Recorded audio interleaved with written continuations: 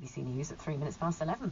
And this is Nick Hatton with your 5 Live Sport headlines. Rory McIlroy says he's ready for the mental challenges of tackling one of the most demanding venues as he begins his Masters campaign, I should say, on the opening day at Augusta National. McIlroy is being heavily tipped to win his first green jacket and complete the career Grand Slam. We'll have updates here on 5 Live from 12:30 with commentary on Sports Extra from 8 o'clock this evening. British tennis number 1 Jack Draper is on court in the third round of the Monte Carlo Masters. He's facing Spain's Alejandro Davidovich Fokina. Has lost the first set though by 6-3, and Draper is a break of serve down after losing the opening game of the second set. And the Deputy President for Sport at the FIA, Robert Reid, has resigned over what he describes as a fundamental breakdown in governance standards within motorsport's global governing body. The Scot was a key member of FIA President Mohammed Ben Sulayem's leadership team when the Emirati was elected in 2021, but the pair have since fallen out amid a series of controversies surrounding the FIA President.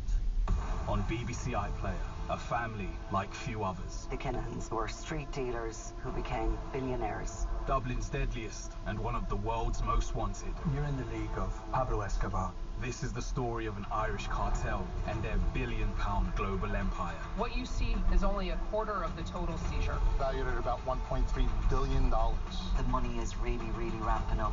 Kinahan, the true story of Ireland's mafia. Watch on BBC iPlayer. This is BBC Radio 5 Live. Adrian Childs. On digital radio. On BBC Sounds. And ask your smart speaker, play BBC Radio 5 Live. It's just short of 5 minutes past 11. Welcome to Thursday's show. Let's start off just talking about the tariffs and shares and whatnot. The share markets continue to bounce back after the President abruptly announced he would pause his targeted wave of steep import tariffs of some of America's biggest trading partners.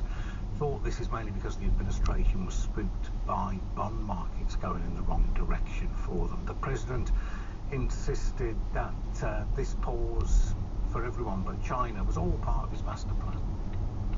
There's a lot of winning out there. We're having a good day in the stock market, as you can see, an all-time record day, and hopefully it continues. I think it should. Our country's stronger than it's ever been, and somebody had to do that. We had to take the medicine. We had to go through the operation, and that's what we've been through, and a lot of presidents would not have done it. No president would have done it, I think. Other views are available, not least that held by the senior Democrat Chuck Schumer, Senate Minority Leader. This is chaos.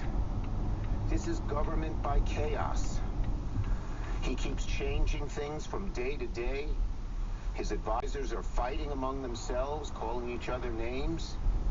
And you cannot run a country with such chaos. Setting aside the noise from the markets, and the Dow is more or less back to where it was 5 days ago now. The FTSE's come back again today. Where are we actually on the trade tariff situation? Ali Renaissance, a trade expert with SCC Newgate, used to work for our government's trade department. Never mind sort of why it's happened, where are we now with it, Ali? What happens next? Morning. Well, I think effectively where we are is there are going to be a lot of negotiations country by country. The US government has said that up to about 70 have been reaching out to negotiate rather than retaliate. So he's pausing it for 90 days, not with China. He has increased the level of tariffs on China up to upwards of 100%. I think it's about 124% across many goods. And is hoping, keep in mind that with China, ultimately what Donald Trump wants is basically, to have TikTok operating within the United States, but actually owned by someone in the United States rather than China. So there's going to be some brinksmanship between China and the United States going forward, but he's also going to be negotiating with many other countries. But there are still tariffs in effect. Obviously, there is a 10% baseline. Keep in mind that the UK faced on average about 3.5% across most goods going into the United States. Now it's 10%. And we also have 25% tariffs on our auto exports. The US is the second largest market for that, and on steel and aluminium. So there's a lot of uncertainty about what shape these negotiations are going to take. So is China going to do as he says? He's got an 11-second clip of him saying it as he claims to see it regarding his big trading foe. China wants to make a deal. They just don't know quite to go about it. They're proud people. And President Xi's a proud man. I know him very well. And they don't know quite how to go about it, but they'll figure it out. The Chinese president might feel somewhat patronised by that, but will they figure it out?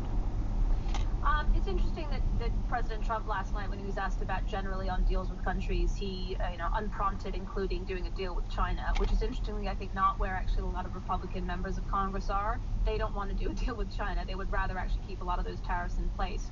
Having said that, there are also, and they don't like to sort of talk too publicly about it, but they'll be making entreaties to the president behind closed doors. In rural kind of red, i.e. in the U.S. Republican states, there's a lot of, let's say, soybean exports because they don't have, there's too much basically capacity in the market, so they need to export it. There's a lot of soybeans exports that go to China. So I think that I don't think these tariffs are going to stay in place for more than a couple of weeks at best. So where we are now indicates that those people were right who said, look, he wanted a slightly better deal on tariffs around the world with all different trading partners, and in order to get that he went for a really big extreme position in a classic bit of deal making. Just went for an extreme position. No, he couldn't get that, he'd get something on the way there. Yeah, I think there are winners on both sides here. So from a President Trump perspective, his approach is working because no country apart from really Canada, and they're about to sort of post-Canadian election kind of have a sit-down discussion about renegotiating the deal that he renegotiated during his first term between Canada and Mexico. But no country really retaliated. They all, sort of came to the negotiating table. It's sort of basically very unorthodox, chaotic way of doing free trade deal negotiations. On the other hand, it's the first time I've heard Donald Trump say last night that he was looking at what markets were saying, in this case, the bond markets. He said that people were getting a little bit queasy. And so, that's the first sign that actually there are some things that Donald Trump is willing to listen to in terms of market reaction. So when he implies this was all part of the plan, how much credence do you give that? Well, he talks about the patient needing to take medicine, right? And I think he anticipated there was going to be, turmoil in the markets, but he was also anticipating that countries were going to come to the negotiating table rather than engaging in huge, large-scale retaliation. And I think that is indeed what we're seeing. I don't know if he always planned to actually do the pause that he did yesterday. I think the bond markets really spooked him. I don't think there was an intention to, go ahead with the pause that quickly. Thanks, Ali. Thanks for your time. I know you're busy. Ali Renison from SEC Newgate. Thanks for your time. As it's a Thursday, we normally have Martin Lewis here, but he's off this week. We're going to bring you something just as useful. Between 12 and 1, we're going to be running an online safety Q&A, if you like, about, or we subtitle it, what on earth is going on with our teenagers. If you watch adolescents and were alarmed by it, then you want to know what on earth is going on and what we can do about this world of WhatsApp, Snapchat, emojis, red pills, blue pills, incels, influencers, you name it. We've assembled a panel of experts who can answer any questions you might have. Get them in by text on 85058 or WhatsApp 0805 909 693. Between now and then, we're going to be talking about AI shortly.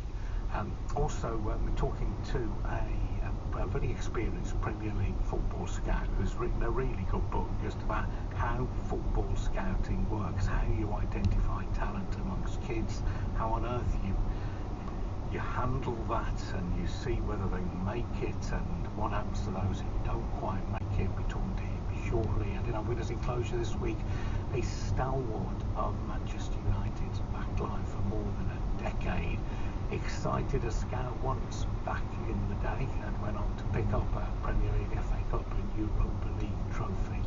And then I don't know what Jones was doing, but he did enough to put off Giroud, who missed controls and it's behind for a goal. I've got to say it was very brave defending from Phil Jones. He's actually won the tackle with his head. Bravery or even sort of reckless kind of bravery might well be on our scouts tick box list. We'll find out shortly. Phil Jones coming up at 1:30. Do get in touch. Text us 85058. So let's look at AI specifically. It's troubling. We're often told AI is going to change everything, but sort of how and what kind of jobs will disappear.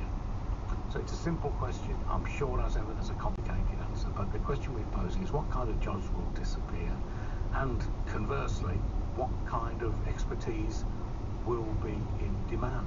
If you're a callow youth thinking about how to make your way in the world, or an old dog intent on learning new tricks, what should you be looking at? What careers are going to be indispensable? Or what careers can AI, never do, if you like? Up to 8 million UK jobs are at risk from AI. That's a claim made by the Institute for Public Policy Research on the back of some stuff they've done. Carsten Young is head of macroeconomics and AI at the IPPR and worked on this. So, Carsten, thanks for coming on. Just set the scene for us. And as I said, I know it's a slightly facile question, and there's probably a complicated answer, but what kind of jobs are going to disappear? So, first of all, I should say, whether they will disappear or not is not certain. Okay, at risk. Because it depends on, at risk, yes. So it depends on the decisions we make today, it depends on government policy, but the jobs that are most immediately at risk are what we call back office jobs. You might say jobs that are that people are able to do from home, that people are able to do from their laptops, they don't require face-to-face interaction. So these are things like personal assistants, marketing managers, people that send out emails to customers or to potential new customers, HR officials who do a lot of internal communication via computers. A lot of the tasks in these jobs, not all of them, but a lot of the tasks that AI is now already, and this is existing AI, very good at, and whether they will disappear and how much they are at risk will depend on how quickly businesses move and build those into their existing processes. So there's still a question mark of how quickly this could happen, but the technology is definitely there, and as we say, 8 million jobs in a worst case scenario could be affected. I suppose I'm thinking of some highly skilled personal assistants and HR officials who do the groundwork on which HR is based in whichever organisation. Are they really going to disappear and just hand that over to AI? Yeah, so you raise a really good point in that what AI will still struggle to replicate is, the kind of decisions that come with experience, the judgment calls that require, in-depth knowledge of an organization or of customers, that come with relationship with customers or people internally. So those jobs will likely be very hard for AI to do. But what we find in our research is that sort of the entry-level jobs, where people don't have many years of experience yet, those could more likely be affected. Also, people that work as freelance and don't necessarily have, those sort of insider knowledge. And those are things where increasingly AI could probably get up to speed quite quickly. It's quite. It used to be science fiction a few years back, but now we already have so-called AI agents. This is basically computer programs that can, you give them a task and they go away and execute them online. They can do booking. They can look up stuff in databases and summarize them for people. And those are things that don't require a lot of prior knowledge or experience. Those are at risk. Okay, so what is absolutely not at risk? We're not going to need fewer electricians. We're not going to need fewer plumbers or cleaners or probably nurses in the hands-on caring position or bricklayers. I mean, there is a long list of stuff which AI is not going to do until we've got actual robots laying bricks and giving bed baths or God knows what else. Indeed, and a lot of the business environment and the work environment is messy, and AI often struggles to deal with with messy environments that humans are quite used to dealing with. So, also many jobs that are in theory at risk, they will still require humans, including the jobs I mentioned. But like a bit further down the line, you're right to say that it's those jobs that have more physical elements or where face-to-face interactions are really important, including, care, education, health. Probably a lot of those jobs as well could be aided by AI, including the admin that comes with working in a hospital. But, we will still want doctors having the face-to-face contact with people. And so, yes, I think it's probably more of a pivot of people doing more of the relationships, doing more of the physical parts of jobs. We have huge needs in those areas. We have a huge gap in care in the UK. We have a huge gap in mental health services. We have a huge gap in people installing heat pumps and solar panels on houses. So it's not that there isn't a lot of need to go around, but people will have to reskill, and there'll just be, I would predict, somewhat less knowledge work to go around than today, and the economy will look slightly different with more focus on human relationships. Carsten Young, thanks for that from the IPPR think tank. Sir Nigel Shadwell joins us, Professor of Computer Science at the University of Oxford and co-founded the Open Data Institute with Sir Tim Berners-Lee, no doubt. Sir Nigel, if I told you I had kids and my kids are older, I say they're just going off to university or training to do X, what could I say which would make you wince and think, oh, blimey, there's not going to be many jobs there? Well, Adrian, look, I think Carsten's made some good points, but I think if we look at the history of technology, it's a good place to start. In 2000, there were 113 million Americans employed. As of February this year, there were 163 million Americans employed. We keep creating jobs. We have created, since the development and deployment of new technologies, 60% of the jobs that Americans do or did in 2018 didn't exist in 1940. So there is this sense that we look at the progress of these technologies and say everything will change, the jobs will all disappear. Carsten's right, there'll be some modulation, there'll be some shifts, but there'll be plenty of things for humans to do, and he's enumerated some of them.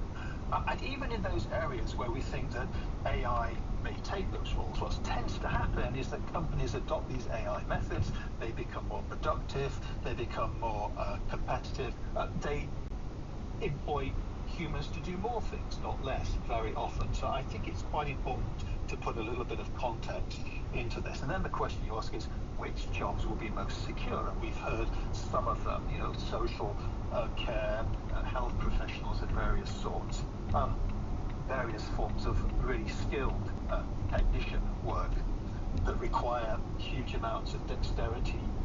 Humans change their responses depending on the context they find themselves in, and even our best AIs still struggle with that context awareness. So for your kids, for my kids, people say, well, maybe people won't be programming anymore because these machines can do a good job at writing code. They will need people who can monitor and manage the code being written, can set the tasks, understand how they have to be modulated and moderated, meet customer specifications, often vaguely specified. There is a world of work out there. So when people say this is the first technological step change, which is going to have the middle class, white collar class as its victims for the first time, and it's going to result in a Rust Belt 2.0, I've seen it described. Do you think that's overstated?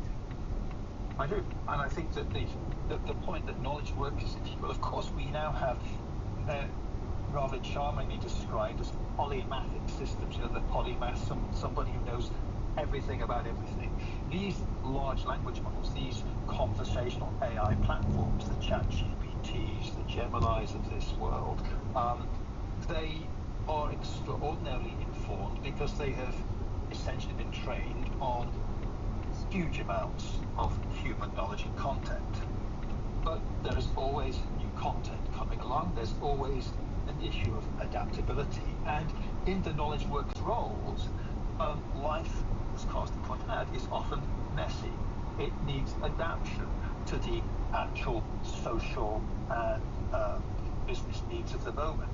That is what humans are extraordinarily adept at doing. And they do it, of course, because they've lived a life, socially experienced a life of interaction with other humans. Now, there's a lot to be said about how we train people for this new technological shift, and I think the issue around AI literacy and the new literacies we will need to teach is super important for us to be thinking about right now.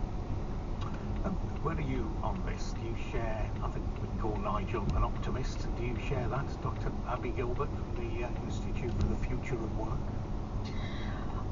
Well, I suppose I think that some of what a lot of what Nigel said actually represents a kind of realism. We've throughout history had these forecasts of mass displacement. It's not just now that we're hearing these kind of ideas that we'll soon be only working a 3.5-day week. Back to the 1930s, economists were talking in previous industrial transformation about this kind of huge reduction in working time or loss of work. But it's a truism throughout economic history that work remains persistent. And it's for that reason that really what we need to do through this kind of huge transition that we are undergoing is focus on good work, how to create good work, how to sustain good work, and how to make sure that automation is ultimately human-centered. But I suppose to add a kind of two maybe layers of detail into that in relation to the kind of comments around a rust belt, we did find in the work of our Pissarides review into the future of work and well-being, where we looked at how firms are adopting technology and how this relates to the places and the environments within which they're located, that in weaker innovation ecosystems, so in some geographies that have maybe got less strong labour market, employers are more likely to make decisions that do involve reducing the number of roles, reducing skills demand, and reducing the quality of work. So we've got to have a really sharp eye to the detail of place in this transition and thinking about how to make sure that that human-centered good work agenda is rolled out across the country, which requires place-sensitive kind of solutions. And the second kind of level of detail on this is that jobs aren't a single selection of skills, they're cohorts of skills. And when we look at the kind of evidence around what employers are demanding from and the changes in their kind of expectations about the skills that they want, we do find that some skills remain really important, and that includes these kind of interpersonal skills. So I think that's another point that reinforces those that Nigel was making. Parley Olson, technology economist at Bloomberg and an author of award-winning books, Supremacy, AI, ChatGPT, and the Race That'll Change the World. Parley, thanks for coming on again. Well, we heard mention of universities there. Is academia not actually most at risk here of sort of white-collar industries? Or could teaching in a lot of fields end up being done by AI? I suppose to some extent they could. You know, it's interesting. I was just speaking to a young professional yesterday at a financial conference who was working for a financial regulator, and she said, I'm so glad that when I did my dissertation at university that ChatGPT wasn't around. And I was really surprised by her reason why. Her reason was that she would have terrible imposter syndrome now in her job because she would feel a real lack of confidence in what she was able to do. But because she had done all that work herself, she'd done all the research, she'd done all the writing, she could feel a general sense of confidence. And I think for young people, especially who are entering the workforce and who are being asked to use AI in these first entry-level jobs, I think there's a really interesting dynamic emerging around confidence. I was speaking to another researcher, funnily enough, at the Institute of Work. It wasn't Abby, it was one of her colleagues who told me that they had spoken to a young creative professional who was working in marketing, and they said when they asked that young professional about using AI, that young professional used the language of an addict. They were saying things like they knew they shouldn't be using the AI so much, but they just didn't trust their own ideas anymore. And I think that's, in a way, that's really sad, and it's something that we need to work on as, you know, whether you're an employer or you're an educator, to try and avoid this kind of over-reliance that some people can perhaps gravitate towards, particularly in areas, surprisingly, like creative arts, which is where AI can do quite well. Okay, so now artists will be redundant then. Radio broadcasters could be made redundant. I don't know if they're going to be made redundant. I think just paid less. Yeah, perhaps. You know, I think people who say things like, well, AI is just going to augment these roles, and it's all about working alongside the AI, and they can help you do your work. There's certainly a lot of truth to that. 100% there's a lot of truth to that. I mean, I, as a journalist, was very much against using AI, but now at Bloomberg they're rolling out ChatGPT soon, and we're going to be trained on how to use it. And the way it's been kind of, people are understanding how to use it is more as a research assistant, and certainly not as a writing tool. I think there was a misnomer a couple of years ago when it was described as a writing calculator. Actually, the prose of these LLMs is very bland, and it's incredibly soul-destroying to think that but that could get better. It could get better, but more importantly, I think it is soul-destroying if you're a writer to use this for that. There is some use for, you know, as a kind of personalized Wikipedia almost. You wanted to get a little bit of a briefing on, you know, the aviation industry in the 1960s, something like that, and it will give you, and of course you have to check it, but if you use a tool like Perplexity, it will give you it will get citations and the sources. But I think to say that this is not going to disrupt jobs and take jobs is not true. I mean, I've just, in the tech industry, this is where we're seeing job disruption accelerate the most. Tech startups who are just forming this year are smaller. Like there's an accelerator program in San Francisco called Y Combinator, and it's very great startups. The best in the world will go there. And this year's cohort are way smaller in size and in teams than in the year before, because they're using AI to do a lot of the work that their previous engineers would have done, and they're raising less money from venture capital investors. And there was actually just this week, the CEO of Shopify, which is an e-commerce platform, told all his staff, before you try to hire someone, check and see if you can get AI to do that work first. So I think there's definitely going to be a disruption to jobs, and it's hard to predict where that's going to go, but I don't think we should kind of sugarcoat it and say that's not going to happen. Okay, look, we'll come back to this very shortly after the sport. Do stay with us. It's just on 11:30.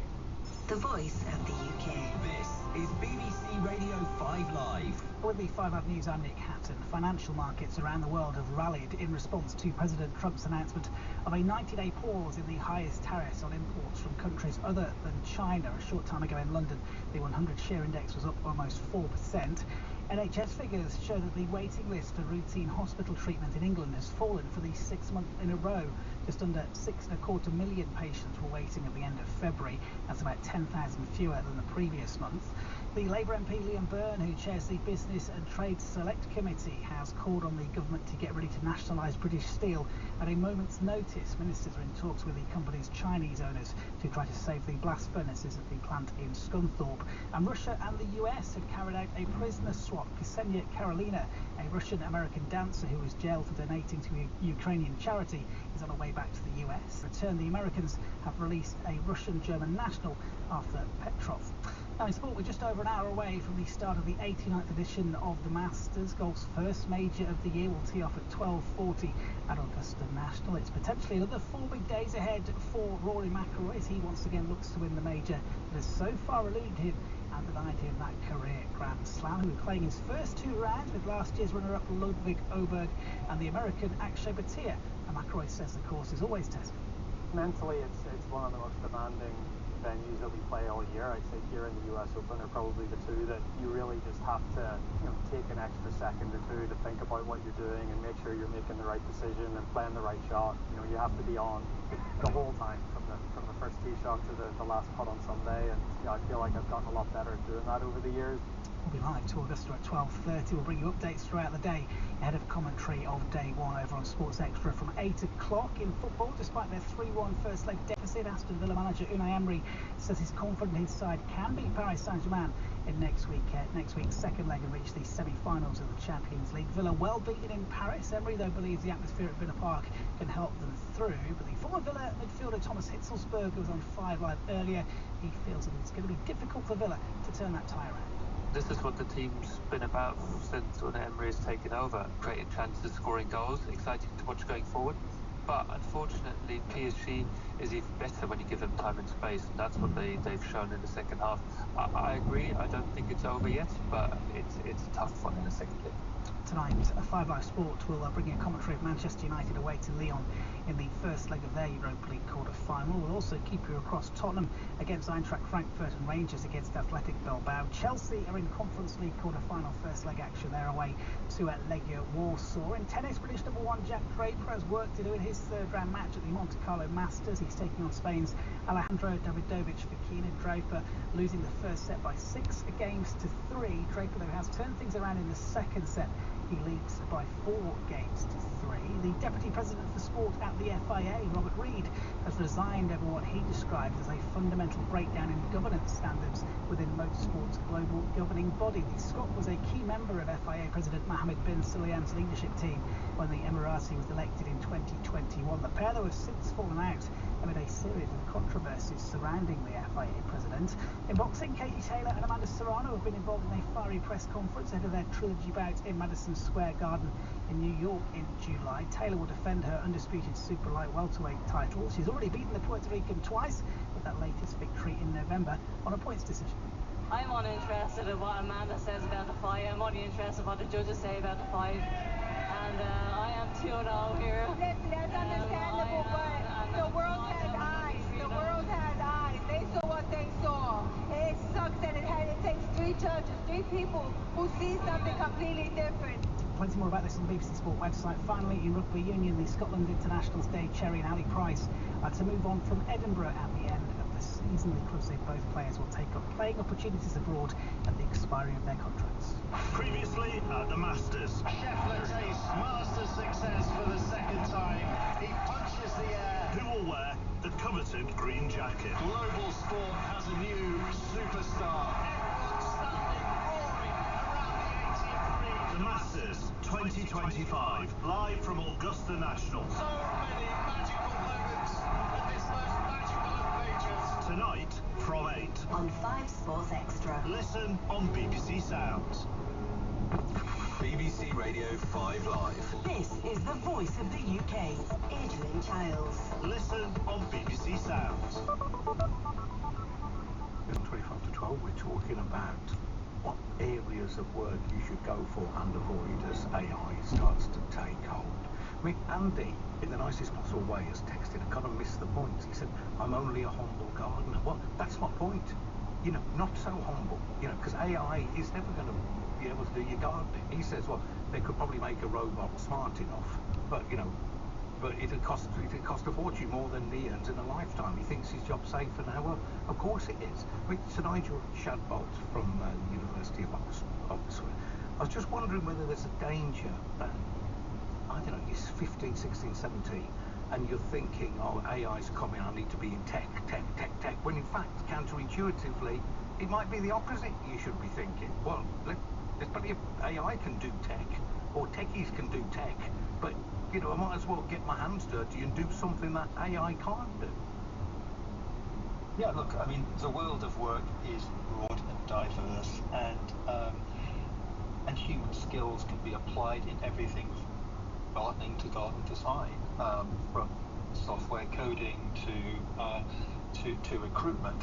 And I mean, there's some really good points made in the conversation earlier. So I think precisely this kind of balanced conversation is important, not rushing to a a conclusion that this is dystopia that's heading our way. I didn't want a balanced conversation. I wanted hysteria and get everybody training to be brickies or something. But okay, if you want to be balanced about it. My experience does suggest that when you get to hysteria, the fastest way to destroy jobs is to engage in bizarre kind of trade policy. So I think we can see AI as one of the things that will help, as we've said, augment and enrich our lives. And I think, again, the points made around what jobs will be retained, and there's a good list of them there are in the trades and professions, all sorts of skills there that will be a long time before any kind of significant automation is available. The point was made earlier on,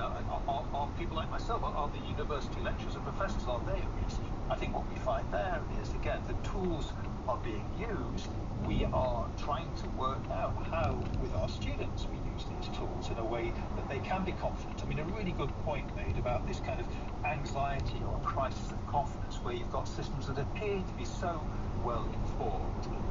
How do you retain confidence in your own responses as a human being? And that's where the literacy is so important. These systems are not without error.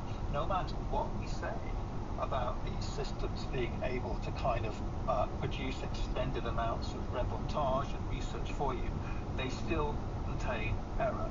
Indeed, even the back referencing can be problematic. Everything has to, in a certain sense, ultimately be assured and warranted, and we humans will be a large part of that process. And looking forward, I think that what we'll see is a world in which human-generated content from creatives, from researchers, from writers, from professionals, from people doing the work in their homes and places where work is now being generated, becomes super important. Human-generated content through lived experience becomes something that we'll need to be able to train the future generations of models on.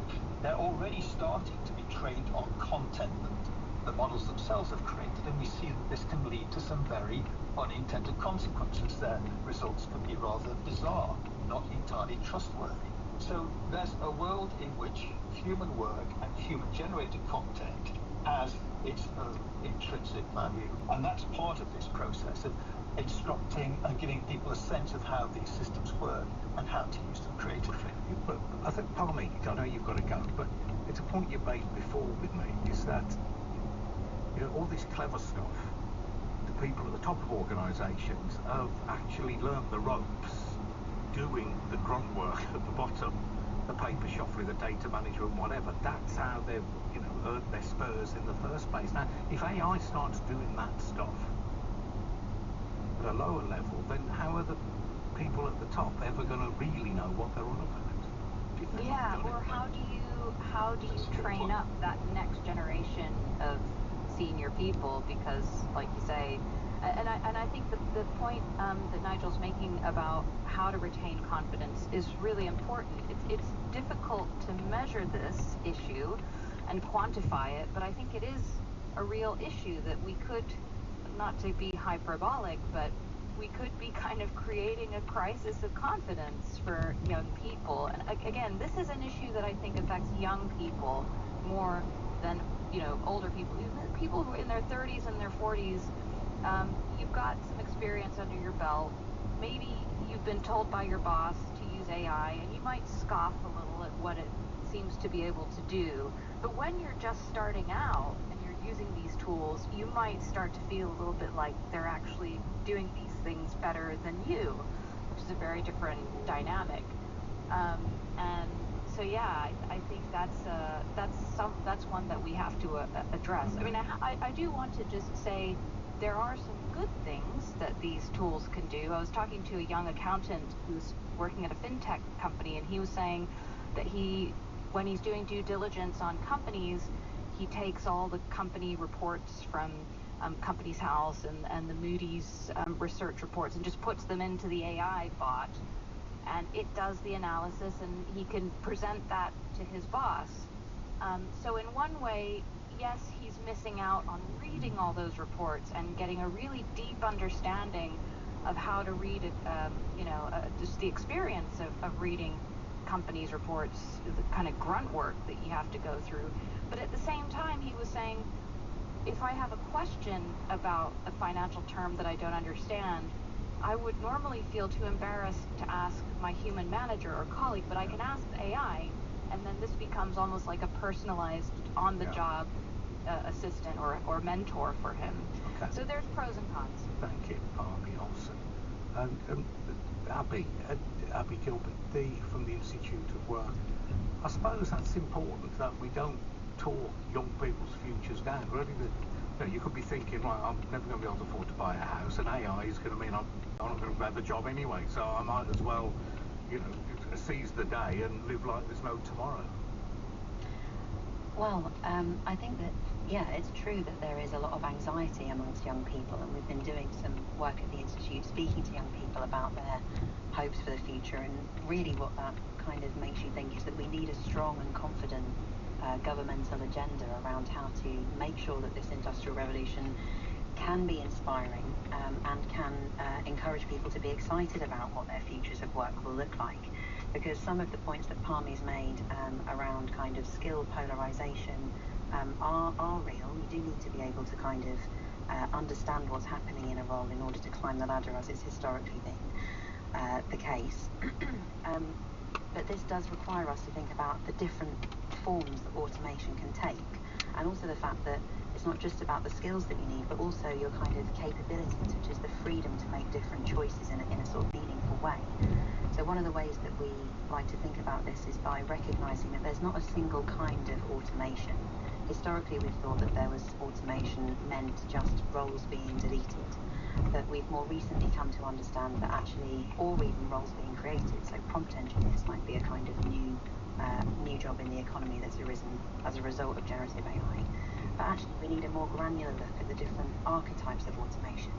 So in some instances, we can see that workers are kind of augmented or supported in a way that allows them to make more use of their time in ways that they want to, or gives them more discretion. But in other cases, we can see that the introduction of technologies may be those that have already encoded and learned from historic data how to make decisions about how work should be completed, or that are undertaking the kind of core creative parts of a role, as we've seen in creative work.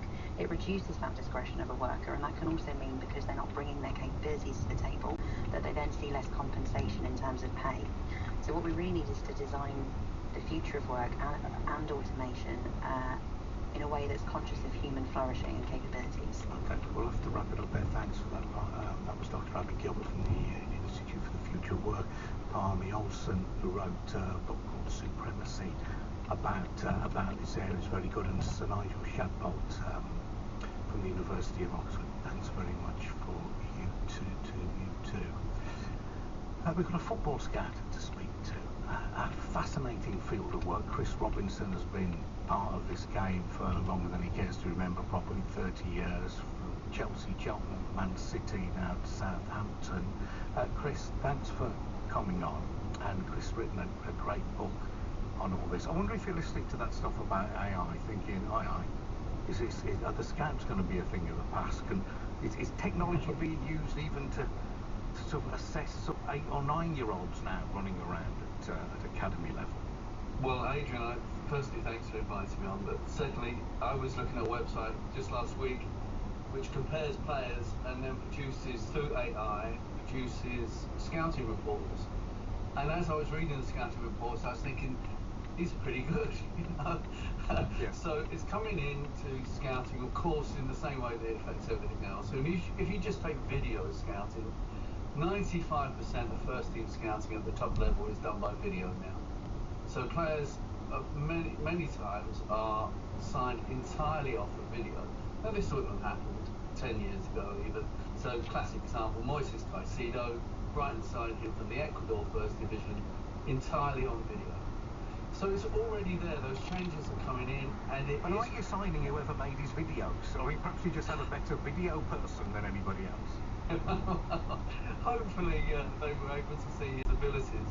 But it's true that video is extended now down into grassroots. Lots of local clubs use the you know, the versatile cameras that are getting cheaper and cheaper, and so more and more scouting is done by video, and it doesn't suit all scouts, you know. We're used to, the old guard like me are used to being in the rain and the snow and what have you on the side of a pitch classically, but now video scouting is more and more part of the game. I probably watch 8 or 9 games a week, and 3 or 4 of those will be on video now. Now that wouldn't have been the case 10 years ago. That would have been different. So yeah, changing. What age group should we focus on here? 12, 14-year-olds? That'd be all right if you're looking at or younger. They're the old men age. Okay, all right. So younger than that, what are you looking for? There's a useful little checklist in the book. You say you left-footed, right-footed. Can you deal with the ball? You know, with your head, with your body. Just run us through your quick checklist.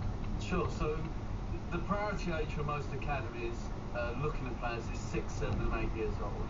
You can't sign them until they're under 9, at late age. But that's the priority, because if you get that right, you have them with you longer. They don't cost anything to sign, and then they grow up with you, and you hopefully can develop them better. So that's the priority for most academies at a very young age. Football's a really simple game, isn't it?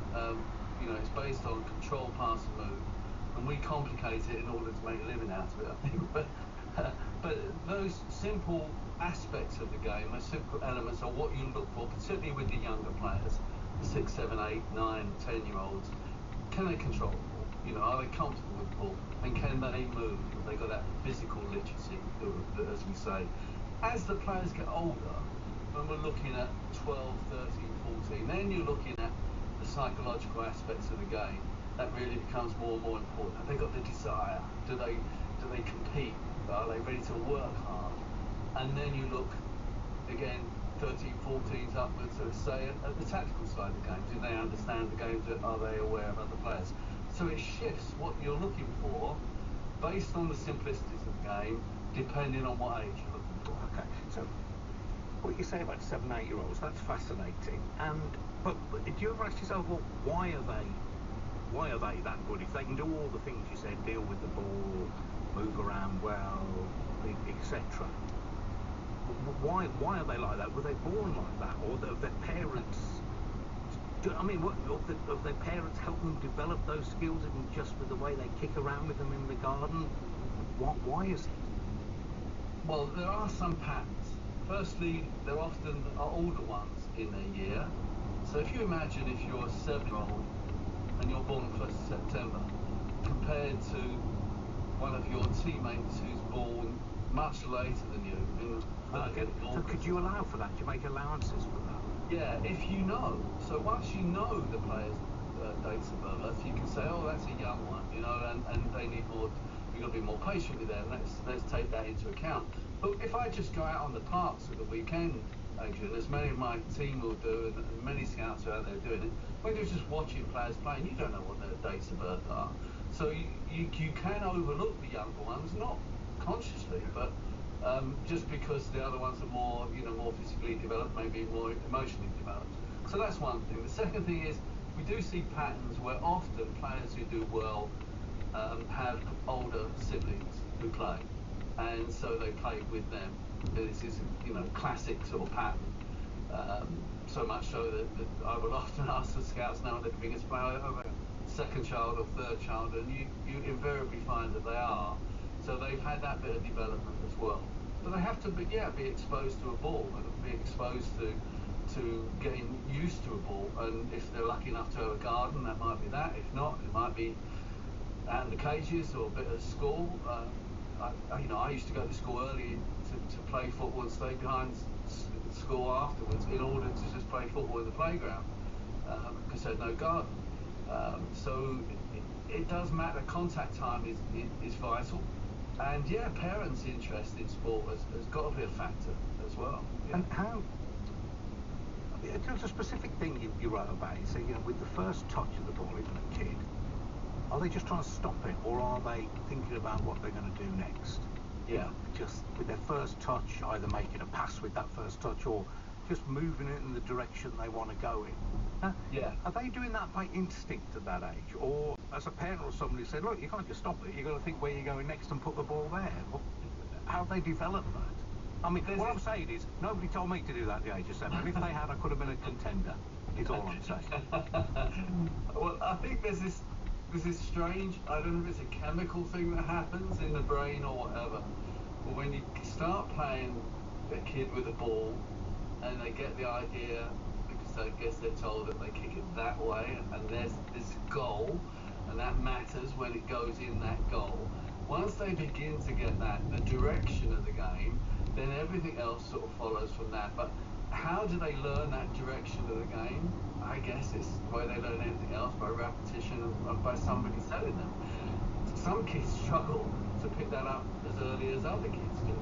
So maybe there is, I wouldn't argue that there's no sort of genetic suitability to games, but it is about their experience and their exposure to games. So if you're living in an area where the kids have under 6 games and teams and what have you, you're going to get much more exposure to understanding these things and understanding about first touch, where it might take you and so on, than if you're in an area where they don't start till under 8 or under 9. Or if you don't get the opportunity to go and join a team for whatever reason, then until later ages, you're going to be a bit behind.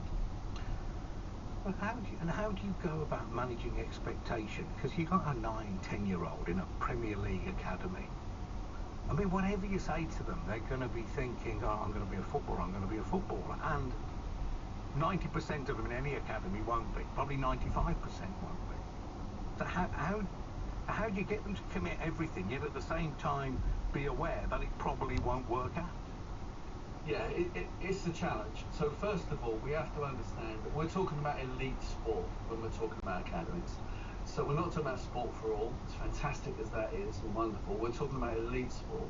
Where there's elite sport, there's selection. And where there's selection, there's going to be disappointment. So this is the reality of life in any sport, but in my sport, in football, in academies.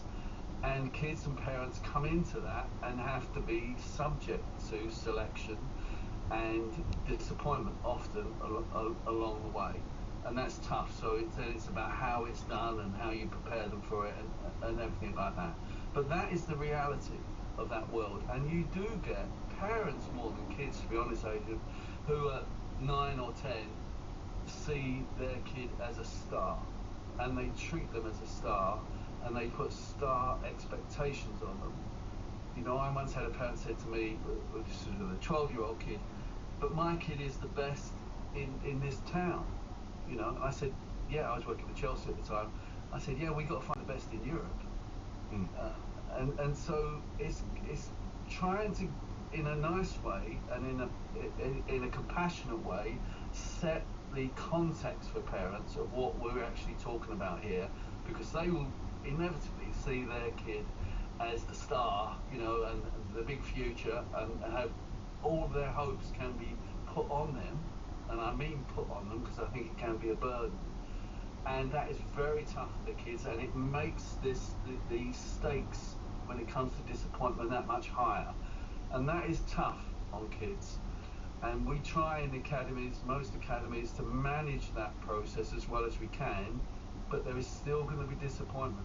I've sat in so many meetings, Adrian, where I'm saying no to kids. No, we're not. You've been on trial, we're not going to take you on. Hundreds and hundreds. And to be honest, however you say it, however nicely you put it, they're just waiting for the yes or no, really. So I tend to start off with that and then try and explain where we are. But it's tough. It's very tough. It's a tough world. It's elite sport.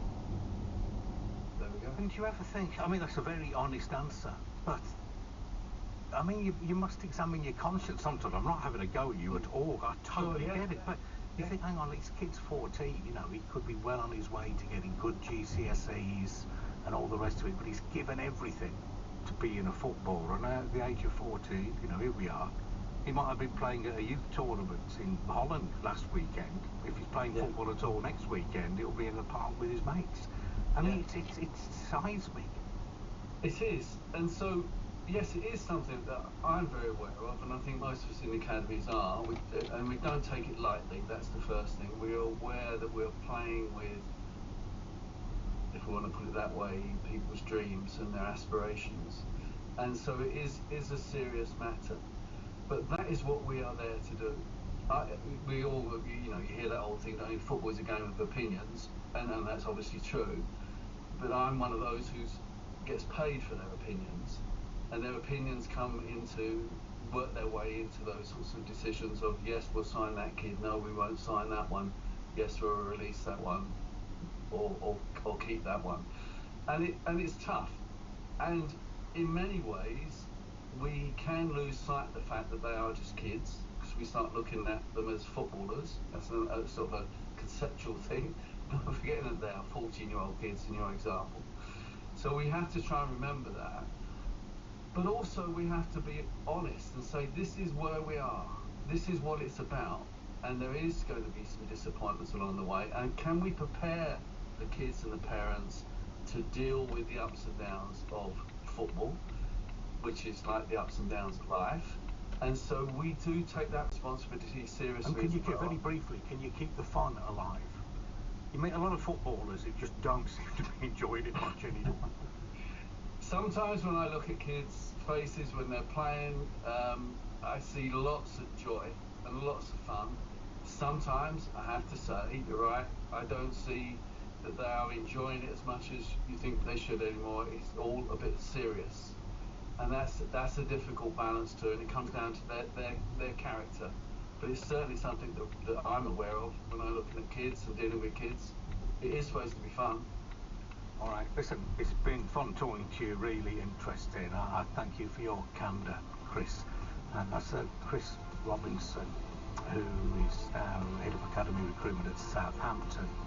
And his lifetime's experience in scouting is crystallised in this book, The Scouting Game, an Insider's Guide to Talent Spotting Football's Next Stars. The voice of the UK. This is BBC Radio 5 Live. BBC News at 12 o'clock. This is Catherine Cracknell. China says it won't back down in the face of President Trump's decision to raise tariffs on Chinese goods to 125%. Beijing's retaliation of 84% on tariffs of American goods has now come into force. The US president authorized a 90-day pause and a lower tariff rate of 10% for other countries, which led to global financial markets bouncing back. The Democrat Senate leader Chuck Schumer had this to say about the recent developments. This is chaos. This is government by chaos. He keeps changing things from day to day. His advisors are fighting among themselves, calling each other names. And you cannot run a country with such chaos. The BBC's been told that governments offered to buy the coal that keeps steel production going in Scunthorpe on behalf of British Steel's Chinese owners. The company's been warning for several days that the raw materials needed to keep its plant's 2 blast furnaces operational are running out. The Home Secretary has said there's a lot of misinformation around the government's position on grooming gang inquiries. Yvette Cooper rejected as nonsense claims by the former chair of the Equality and Human Rights Commission, Sir Trevor Phillips, that work around the gangs had been watered down to appease voters from a largely Pakistani Muslim background. Russia and the United States have carried out another prisoner swap. Ksenia Karolina, who's a Russian-American dancer jailed by a Moscow court last year, has been released. In return, the US has freed Arthur Petrov, who's a dual German-Russian. Steve Rosenberg is in Moscow. Ksenia Karolina, on a trip to Russia last year to visit family, was arrested, convicted of treason and sentenced to 12 years in prison. Her crime, donating around $50 to a US-based charity that provides support to Ukraine. But Russia has now freed her, reportedly as part of a prisoner swap. On social media, US Secretary of State Marco Rubio posted that Ksenia Karolina was on a plane back home to the United States and that President Trump had secured her release. Scientists mapping a tiny part of a mouse's brain have found it so complex it resembles a galaxy. The study's been published in Nature magazine. The neuroscientist and study co-author Forrest Coleman says it offers unprecedented clues into how the brain functions. This study is the largest study of the mammalian brain that's able to map individual connections between individual neurons, and that's really hard to do because the brain is kind of like a giant ball of spaghetti. its wires are all mixed up together, and it is difficult to trace them all and find the points where those wires meet and the connections are made between neurons in the brain. The makers of Barbie have announced the release of a Ken doll in the likeness of star basketball player LeBron James. The LA Lakers star is the first professional male athlete to be recreated as Barbie's sidekick. And that's the BBC News at 3 minutes past 12. With the sport, I'm Molly Stevens. The 89th Masters Golf will be getting underway in the next hour. Rory McIlroy says he's mentally ready as he begins his campaign on the opening day at Augusta National. We'll have updates here on 5 Live from 12:30 with commentary on Sports Extra from 8 o'clock this evening. British tennis number 1 Jack Draper's on court in the 3rd round of the Monte Carlo Masters. He's playing Spain's Alejandro Davidovich Fokina. He lost the first set 6-3, but they're into a second set tie break where they're level 6-all at the moment, so that's one to keep an eye on the BBC Sport website. And in Formula 1, the Deputy President for Sport at the FIA, Robert Reid, has resigned over what he describes as a fundamental breakdown in governance standards within motorsport's global governing body. The Scot was a key member of FIA President Mohammed bin Sulayem's leadership team when the Emirati was elected in 2021, but the pair have since fallen out amid a series of controversies surrounding the FIA president. On BBC iPlayer, if you're raised in some of the world's toughest neighbourhoods, what lengths will people go to survive? The brutality that we see today, it's shocking. I think it's shocking for everyone. I'm Ashley Kane, extreme ultra athlete and former pro footballer. I'm going to some of the most hostile places on the planet to meet those who have chosen a life of extreme criminality. Do you regret what happened? Honestly, no. I may not condone what they do, but can I at least understand them? Into the Danger Zone with me, Ashley Kane. Watch all episodes on BBC iPlayer. This is BBC Radio 5 Live. Adrian Childs. On digital radio. On BBC Sounds. And ask your smart speaker, play BBC Radio 5 Live. It's just gone 12:05, so I can wish you a very good Thursday afternoon. We haven't got Martin this week, so we thought we'd do something different. And between now and 1 o'clock, we'll be looking at some of the issues covered, I suppose, in that Netflix drama Adolescence, which the whole world has been discussing. But I suppose if we gave this hour a subtitle, it would be What's Going On with Our Teenagers. Online safety, misogyny, access to extreme content, red pills, blue pills, other stuff we don't understand, particular emojis which make no sense to grown-ups. This is your chance to ask the questions, so do get in touch. 85058. We've assembled a panel of experts, and I said we're going to be taking your questions on anything you might need to know if you're raising teenagers. Do get in touch with us. Our first expert is Dr. Angharad Rudkin, a child psychologist with 25 years of experience. So your career spans no phones to smartphones, and so that's interesting. But can we just start by saying now what is the problem? Never mind how we've got here or what the solution is, but what is the problem as you see it at the moment amongst teenagers and younger? Yes, I think the main crux of the problem is our sense of control and our sense of power as adults and parents over our teenagers, and this has always been the case. It's a tricky time. Our teenagers are moving away from us, they're gaining their own independence, and previously I think parents and adults could think, yes, I remember what that was like, I remember those pathways, this is where they're heading. These days our teenagers and our adolescents are living and emerging into a world that is so alien to us as adults that we're not sure we know what we're doing. And I think that lack of confidence and that lack of understanding of adolescent worlds is what's causing the fear. And it's making teenagehood a more febrile and frightening place for them than it probably was, and it's always challenging than it was 20-25 years ago. Yeah, that's it. Because I think the certainties are not there as much. Anything could happen. There's a global world that teenagers are accessing on social media, so they could see anything. So suddenly our level of control as parents and adults is gone. Okay. We've got a question on any of this. You can text us on 85058, or you can call or WhatsApp on 0805 909 693. Andy Fippin joins us from Bournemouth University and research partner at the UK Safer Internet Centre. What's your, Andy, what, in the spirit of what we've heard from Anne Harrod, what is the problem as you see it? First of all, I pretty much agree with everything that Anne Harrod said then about control and the rift between parents and young people and the fear that comes from a lot of these media reporting, the dramas, etc. I've spent the last 20-25 years speaking to young people about their digital world. I mean, when I first started, we weren't talking about Snapchat and Instagram, we were talking about MSN and things like that. But one of the things that's been consistent through all that time is providing environments where they can disclose or ask for help or get support. And I sort of reflect now that the young people I spoke to 20 years ago are undoubtedly parents themselves, some of them by now. Yet the messaging I get from young people, I'm doing a very large project in Cornwall over the last few years, it's still the same. It's like, would you talk to an adult about this? And sometimes they'll say yes, sometimes they'll say no. So I think our focus can sometimes be, and obviously given that adolescence is so much in the news at the moment, on the various technical bits, like, well, I don't know what emojis are, so they're sharing emojis, that's a big concern.